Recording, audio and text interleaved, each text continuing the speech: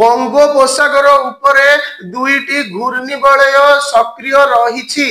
उत्तर पश्चिम बंगोपसागर और संलग्नवर्ती उपकूल ओडिशा उपरे एक घूर्णिबलय और दक्षिण पूर्व और संलग्नवर्ती पूर्व केंद्रीय बंगोपसागर उपरे आउ एक घूर्णिबलय सक्रिय रही। प्रभाव रे आगामी 5 दिन प्रबल वर्षा नहीं पाणीपाग विभाग पूर्वानुमान करिछि। तेणु 12 तारीख पर ठारू राज्य रे पागरे परिवर्तन हेबा सहित 14 तारीख ठारू धीरे धीरे वर्षार विस्तृति बढ़ी पारे। एथिसह पाणीपाग विभाग पक्षरु आसंता 13 तारीख पर्यंत बिजुली घड़घड़ी सह वर्षा नहीं विभिन्न जिला को येलो वार्निंग जारी करा जायछि।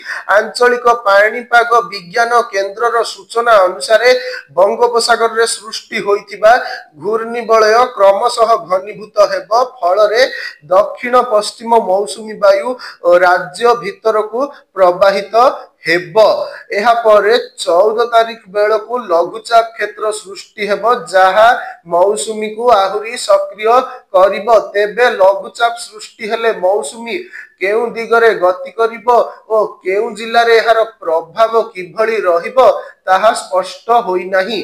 आज भालेश्वर भद्रक जाजपुर केन्द्रापड़ा कटक जगतसिंहपुर पुरी खोर्धा नयागढ़ केन्दुझर अनुगुल ढेंकानाल बौद्ध नयागढ़ कलाहांडी कोरापुट मालकानगिरी और रायगड़ा रे घड़घड़ी सह वर्षा होई पारे।